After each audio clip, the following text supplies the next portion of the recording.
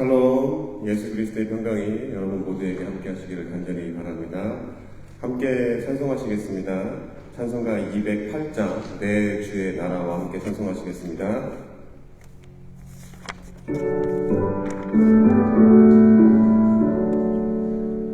내 주의 나라와 주 계신 성전과 피 흘려 사신 교회를 내 사랑합니다. 내 주의 교회는 전성과 같아서 눈동자같이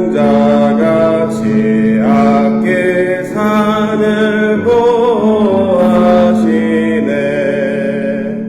이 교회 위하여 눈물과 기도로 내 생명 다하기까지 늘 봉사합니다.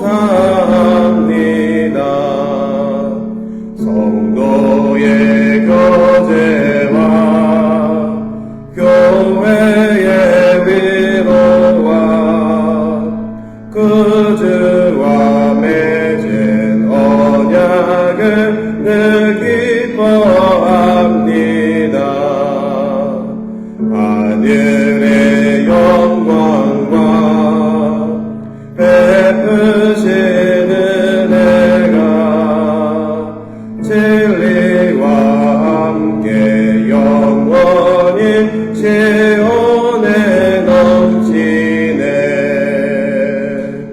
아멘. 찬송 한 장 더 하시겠습니다. 540장 주의 음성을 내가 들으니 함께 찬송하시겠습니다.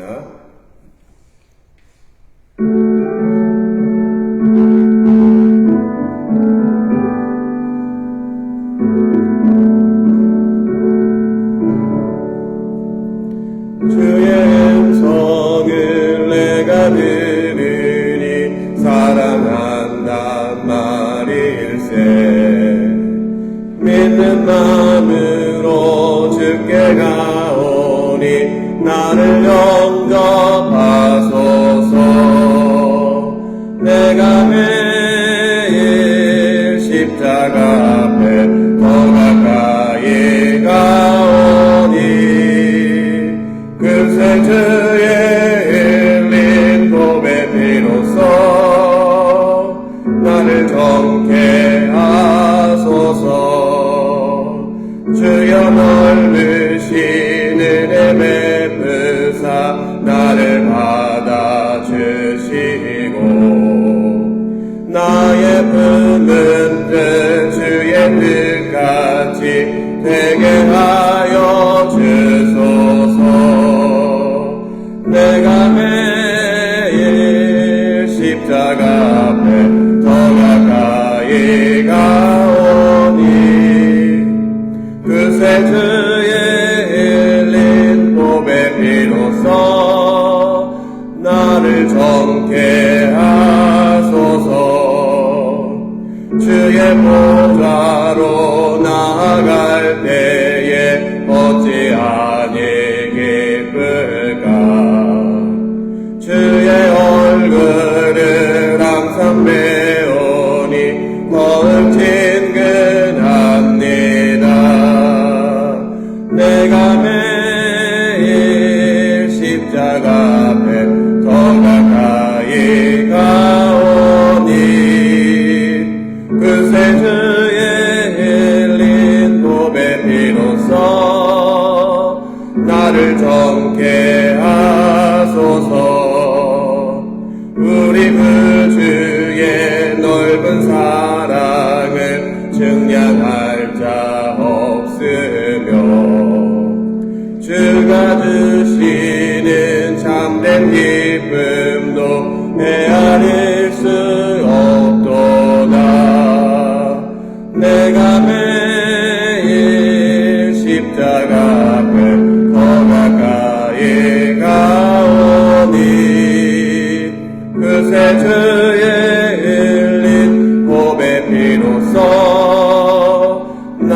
성케 하소서. 아멘.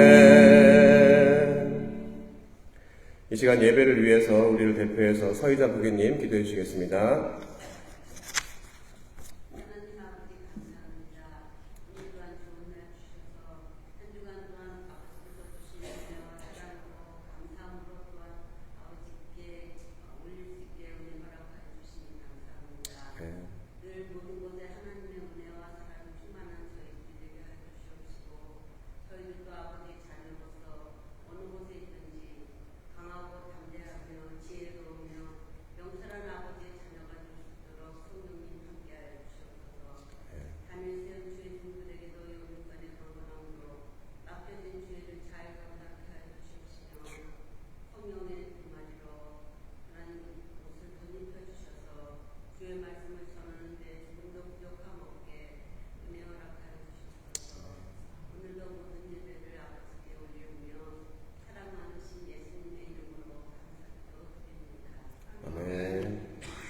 감사합니다.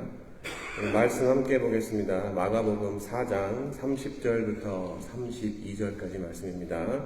마가복음 4장 30절부터 32절입니다. 한 목소리로 함께 읽으시겠습니다. 또 이르시되 우리가 하나님의 나라를 어떻게 비교하며 또 무슨 비유로 나타낼까? 겨자씨 한 알과 같으니 땅에 심길 때에는 땅 위의 모든 씨보다 작은 것이로되 심긴 후에는 자라서 모든 풀보다 커지며 큰 가지를 내나니 공중의 새들이 그 그늘에 깃들 만큼 되느니라. 아멘. 여러분 겨자씨를 실제로 보신 적 있으신가요? 저는 겨자씨를 실제로 본 적이 없습니다. 그래서 인터넷에서 검색을 해서 찾아보니까 정말 굉장히 작은 씨더라고요. 근데 찾아보면 겨자씨가 제일 작은 씨일까라는 의문이 들었었는데 겨자씨보다 작은 씨들이 있었습니다. 지금 제가 학명은 정확하게 기억이 안 나서 이따 영어 설교 때 제가 말씀을 드릴 건데 분명히 겨자씨보다 작은 씨가 있습니다. 그럼 오늘 본문에 겨자씨의 비유가 나오는데 그 이유가 무엇입니까? 바로 작은 겨자씨를 통해서 나무를 이루는 것, 기대가 없지만 큰 나무가 된다. 다른 말로는 작고 크다라는 상대적인 대조를 하기 위해서 하나 일례를 들은 거지 제가 아까 말씀드린 것처럼 겨자씨가 제일 작은 것은 아닙니다. 이처럼 씨의 비유를 통해서 씨가 상징하고자 하는 것이 있습니다.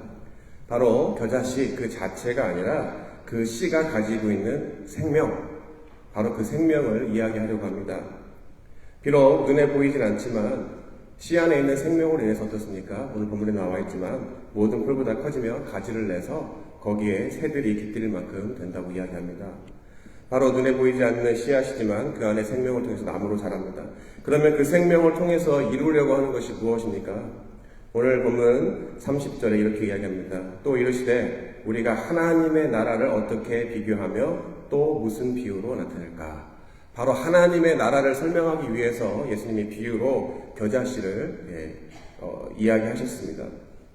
그러면 여러분 하나님 나라가 어떤 나라인가요? 예전에도 한번 설교를 드렸습니다. 차원적인 나라도 분명히 존재합니다. 하지만 성경에서 이야기하는 하나님 나라는 우리가 생각하는 차원을 넘어서는 하나님 나라입니다. 바로 로마서 14장 17절에 이렇게 이야기합니다. 하나님의 나라는 먹는 것과 마시는 것이 아니요 오직 성령 안에서 의와 평강과 희락이라. 바로 의와 평강과 희락이라는 것은 하나님의 속성을 뜻하는 것이고 그러한 하나님의 속성으로 다스려지는 나라가 바로 하나님의 나라입니다. 근데 왜 이러한 하나님 나라를 강조합니까?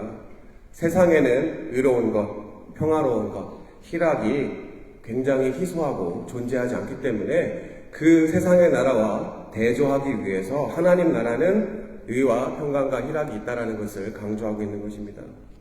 여러분 과거나 현재나 현 이스라엘의 상황이 어떻습니까? 의가 있습니까? 평강이 있습니까? 희락이 있습니까?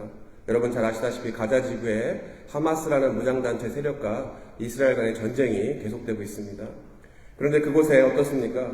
의라는 것이 존재할까요?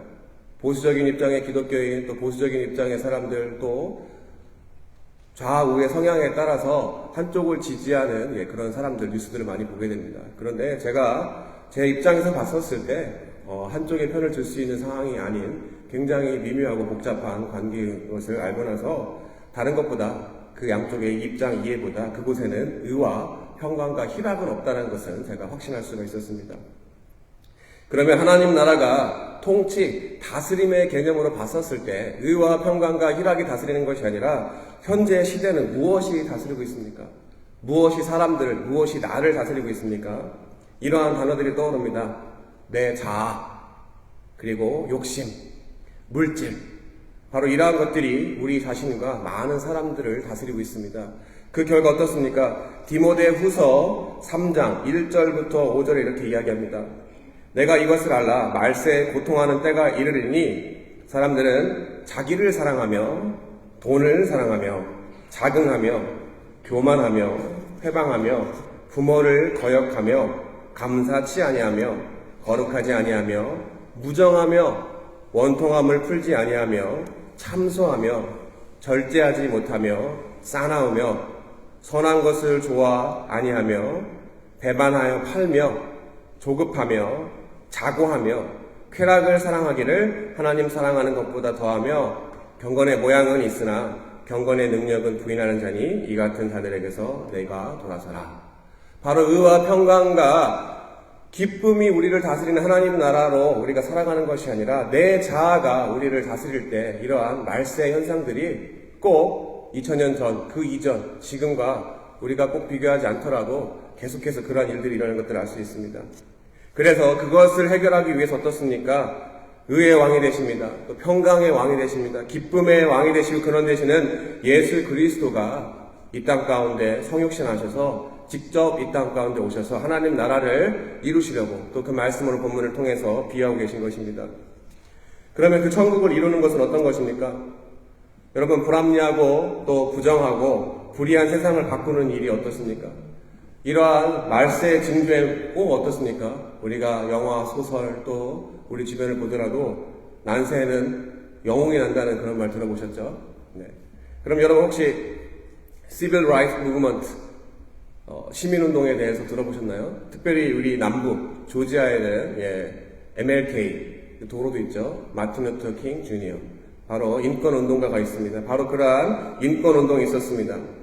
그리고 또 여러분 잘 아시다시피 그 인권운동이 있었던 이유는 당시에 사람들 우리가 소위 이야기하는 기본적인 사람에 대한 권리가 없이 차별하고 차등하는 그러한 일들이 있었기 때문에 마틴 루터가 그러한 운동을 펼쳤습니다. 그리고 여러분들이 입고 계신 유니폼 구색운동 하나의 교단이 아니라 운동이었습니다. 바로 감리교가 부패해서 성전에 혜택받지 못한 사람들, 돈이 없는 사람은 들어오지 못하기 때문에 밖에서 복음을 드려야 되는 사람들을 위해서 나가서 창시자 윌리엄 루스가 시작한 것이 바로 구세군의 운동입니다. 하물며 천국 하나님 나라는 다시 외형적인 나라를 재건하는 것이 아니라 운동입니다. 운동. 이것을 예수님은 성전을 재건하는 것이 아닌 하나님의 공의를 드러내기 위해서 자신이 십자가에 달리고 돌아가시고 부활하시는 것을 이야기하셨습니다. 요한복음 2장 13절부터 22절입니다. 요한복음 2장 13절부터 22절입니다. 성경 있으신 분들 찾아보시기 바랍니다. 2장 13절부터 22절입니다.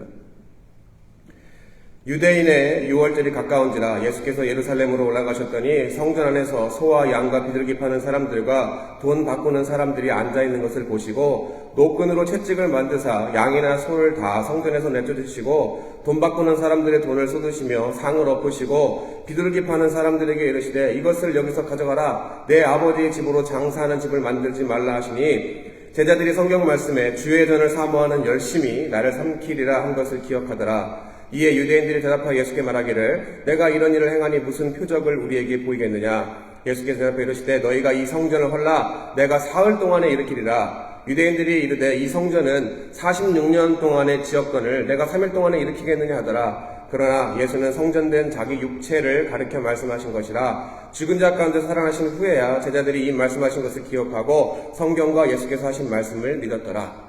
하나님이 거하시는 성전에서 하나님 앞에 제물을 드리고 거룩한 모습으로 나아가서 하나님을 예배하는 그런 성전이 어떻게 되었습니까? 이전에도 이 구절 제가 설교했었죠. 그리고 아까도 말씀드렸듯이 감리교, 영국에 있는 감리교 윌리엄 불스가 구세군을 창시할 당시와 똑같은 상황이었습니다.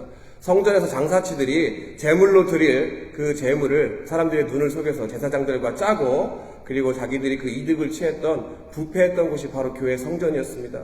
의의 왕, 평강의 왕, 기쁨의 왕이 하나님을 예배하고자 하는 그 사람들을 초대했음에도 불구하고 사람들의 욕심에, 자기의 욕심에 이끌려서 교회를 강도의 소굴로 만들었기 때문에 예수님께서는 그 너희들이 생각하는 이러한 외형적인 것, 건물적인 그 나라 이스라엘이 회복되는 것이 아니라 내가 너희를 통해서 그 근본적인 문제, 죄를 해결해 주겠다. 바로 본인이 고난받고 죽으시고 장사한 지 사흘 만에 부활하는 그 말씀을 하시면서 외형적인 성전의 재건이 아니라, 나라를 세우는 것이 아니라 자신의 그 사역에 대해서 얘기했던 그 장면입니다. 그런데 정작 중요한 것은 무엇입니까? 세상을 바꾸는 것, 그것은 제일 먼저 다른 사람이 아니라 나 혼자가 바뀌는 것입니다. 계속해서 말씀드렸습니다. 20대에는 내가 정말 열심히 해서 이 세계를 바꿀 거야 라고 이야기하지만 실패합니다. 30대에는 내가 미국을 변화시킬 거야 라고 이야기하지만 실패합니다. 40대에는 내가 이 조지아를 변화시킬 거야, 내가 이 조지아의 부흥을 가져올 거야 라고 이야기하지만 실패합니다. 50대, 60대, 70대 계속해서 실패합니다. 이 지역, 내 가정도 결국에 못 바꾸고 80, 90이 돼서 이야기합니다. 나만 바뀌었으면 됐는데. 하지만 그때 가서 후회한들 무슨 소용이 있겠습니까? 로마서 5장 17절부터 19절입니다. 한 사람의 범죄로 말미암아 사망이 그 한 사람을 통하여 왕노릇 하였은즉 더욱 은혜와 의의 선물을 넘치게 받는 자들은 한 분 예수 그리스도를 통하여 생명 안에서 왕노릇 하리로다. 그런즉 한 범죄로 많은 사람이 정죄에 이른 것 같이 한 의로운 행위로 말미암아 많은 사람이 의롭다 하심을 받아 생명에 이르렀느니라. 한 사람이 순종하지 아니함으로 많은 사람이 죄인 된 것 같이 한 사람이 순종하심으로 많은 사람이 의인이 되리라. 이 배경이 무엇입니까? 첫 사람인 아담이 하나님의 말씀에 불순종해서 하나님과 분리되어져서 그 영원성을 잃어버린 것, 그것이 바로 우리가 죄인 되었다라고 하고 죽게 되는 유한한 존재가 된 것입니다. 한 사람의 죄로 인해서, 불순종으로 해서 죄가 들어오고 죄가 사망을 낳지만 죄가 없으신 예수 그리스도가 하나님의 말씀에 순종해서 이 땅 가운데 한 사람의 의로 인해서 생명이 들어온 것을 이야기합니다. 바로 이 죄의 많은 세상을 바꾸기 위해서 다른 사람들을 바꾼 것이 아니라 예수님 스스로가, 바로 하나님 스스로가 낮아지고 낮아져서 바로 자신을 희생함으로 말미암아 이 세상을 바꾸신 것입니다. 요한복음 12장 24절에 이렇게 이야기합니다. 예수님의 이야기입니다. 내가 진실로 진실로 너에게 이르노니 한 알의 밀이 땅에 떨어져 죽지 아니하면 한 알 그대로 있고 죽으면 많은 열매를 맺느니라. 결국 하나님 나라, 바로 운동, 하나님 나라의 운동도 예수 그리스도를 하나님께서 그가 순종했었을 때 살리신 것처럼 내가 한 알의 밀알이 되어서 먼저 죽었을 때 내 안에 생명을 심어주신 바로 나를 살리시는 분으로 말미암아 우리가 다시 살 수가 있는 것입니다. 여러분, 미국, 아니 한국에 200년 전에 복음이 없던 시절에 복음이 들어왔습니다. 그리고 누군가의 선교, 그 전에 우리가 역사적인 그러한 문헌들을 보더라도 17세기, 1600년대 그때도 캐톨릭이지만 또 복음이 들어왔다는 얘기가 있습니다. 하지만 누구인지 정확하게 알 수 없습니다. 왜 그렇습니까? 누군가의 선교와 순교의 피가 있었지만 당시에는 무명의 한 사람으로 시작되었고 아무런 변화가 일어나지 않았기 때문입니다.